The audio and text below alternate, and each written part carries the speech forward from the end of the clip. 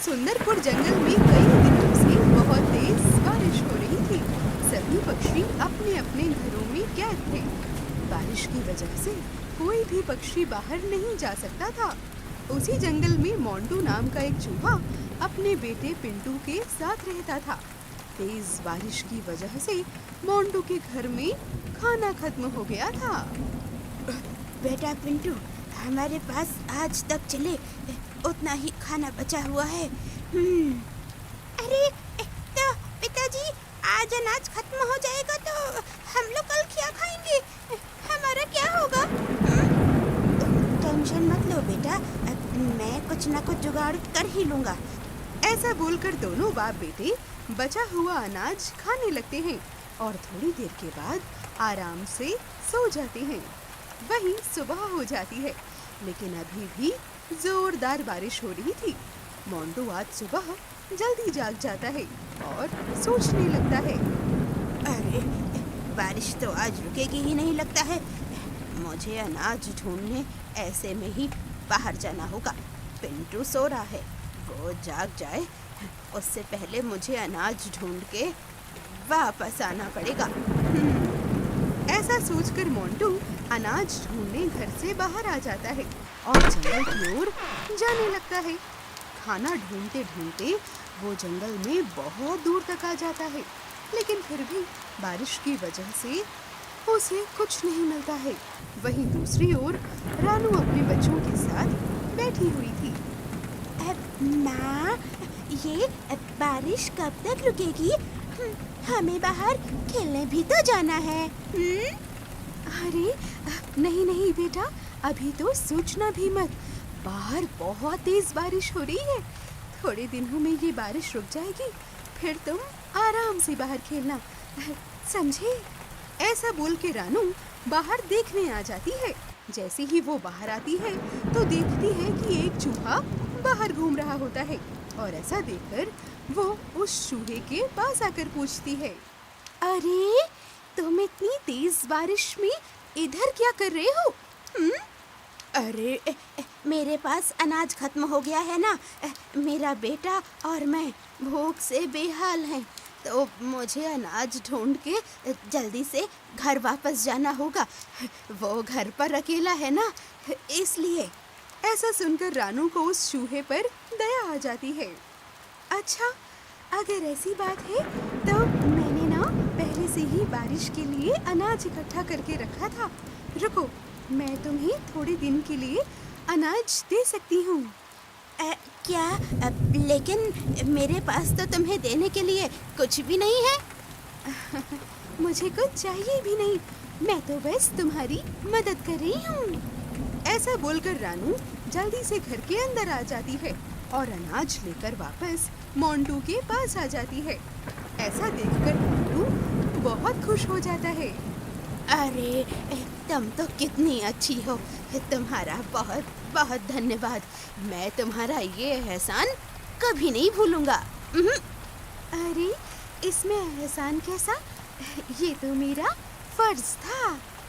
इसके बाद मोंटू अनाज लेकर जल्दी से अपने घर की ओर निकल जाता है।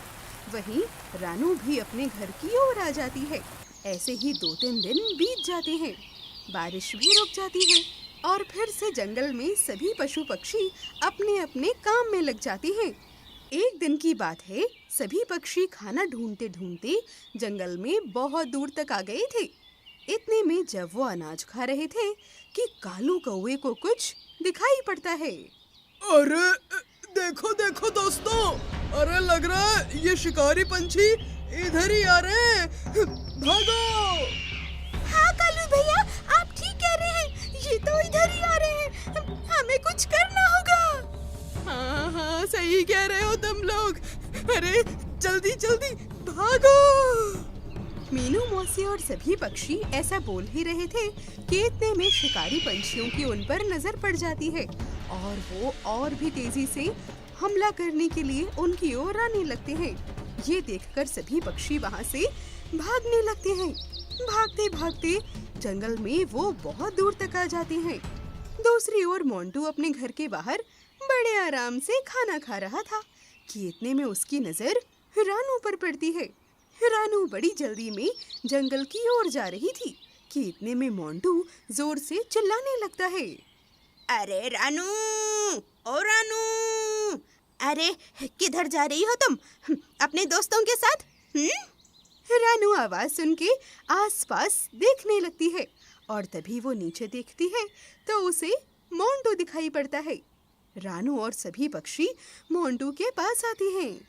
अरे क्या बताएं मोंटू भैया, हमारे पीछे शिकारी पंछी पड़ गए हैं।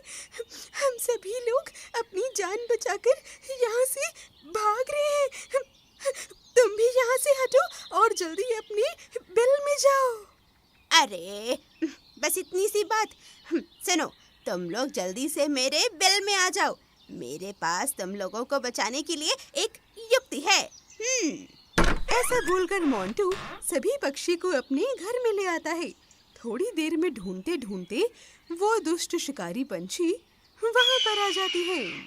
अरे यार, इतनी देर में ये सभी पंछी यहाँ से गायब कहाँ हो गए? अभी तो यहीं पे थे। हाँ यार, सही कह रहे हो तुम। यहाँ तो छुपने के लिए कोई जगह भी नहीं है। आखिर ये लोग गए तो गए कहाँ?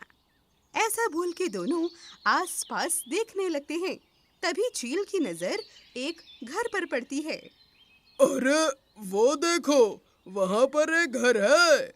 मुझे लगता है सभी लोग वहाँ छुपे होंगे। ठीक कह रहे हो तुम यार। चलो तो देर किस बात की, अंदर जाके सबको बाहर खींच के लाते हैं। चलो। ऐसा बोलकर दोनों जबरदस्ती मोंटू के घर में घुस जाते हैं। जैसे ही अंदर जाते हैं तो देखते हैं कि मोंटू अंदर बैठा हुआ था। अबे चूहे, वो सभी पंछी कहाँ गए? जल्दी बता, वरना तेरी खैर नहीं। बोल। अरे मुझे क्या पता, यहाँ तो कोई नहीं आया। मैं तो यहाँ अकेला रहता हूँ। आप किन पंछियों की बात कर रहे हैं? अबे ज्यादा मत बोल, वरना तेरी शान पत्ती अभी निकाल दूंगा, समझा? ऐसा बोल के दोनों घर की तलाशी लेने लगते हैं। पूरा घर देख लेते हैं लेकिन उन्हें कोई नहीं मिलता। अरे यार, ये तो ठीक कह रहा है, यहाँ तो कोई भी नहीं है। लगता है वो लोग यहाँ पर आए ही नहीं हैं। जरूर से वो लोग जंगल में ही छुपे होंगे। हमें उन्हें ढूंढने वहीं जाना चाहिए। सही कह रहे हो तुम, मुझे भी यही लग रहा है। तो चलो जल्दी यहाँ से चलते हैं, वरना वो हमारे हाथ से निकल जाएंगे। चल बच्चू, अभी के लिए तो हम जा रहे हैं। आज के लिए तो तू बच गया, लेकिन अगर कहीं वो लोग यहाँ मिल जाते तो मोर मोर कर तेरा कीमा बना डालता मैं, समझा? ऐसा बोलकर दोनों मोंटू के घर से बाहर आ जाते हैं। जैसे ही दोनों जंगल में दूर चले जाते हैं तो मोंटू तुरंत खुर्शी हटा देता है। दरअसल मोंटू ने बड़ी चालाकी से सभी पंछियों और अपने बच्चे को अपने घर के बनाए हुए खुफिया कमरे में छिपा दिया था। सभी पंछी वहां पर जाकर बैठ जाते हैं। जैसे ही शिकारी पंछी बाहर आते हैं तो मोंटू सभी को बाहर बुला लेता है और बड़ी चालाकी से सभी को बचा लेता है। मोंटू भाई, तुम्हारा बहुत बहुत शुक्रिया। हम बता नहीं सकते आज तुमने हम पर कितना बड़ा एहसान किया है। हम तुम्हारा ये एहसान वाकई कभी नहीं भूलेंगे। अरे कैसी बातें कर रही हो तुम? इसमें एहसान कैसा? मैंने कोई एहसान वहसान नहीं किया। मैंने तो बस तुम्हारी छोटी सी मदद की है, बस।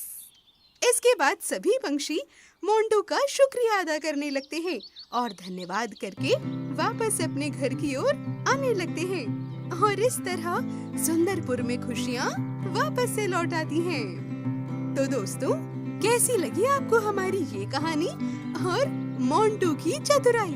अगर आपको ये कहानी अच्छी लगी हो तो इसे अपने दोस्तों के साथ शेयर जरूर करिएगा। इस वीडियो को लाइक कीजिएगा और आगे की कहानियों के लिए हमारे चैनल को सब्सक्राइब और बेल आइकन दबाना तो बिल्कुल मत भूलिएगा। मैं आपसे मिलूंगी अगले वीडियो में किसी नई कहानी, नई सीख के साथ। तब तक के लिए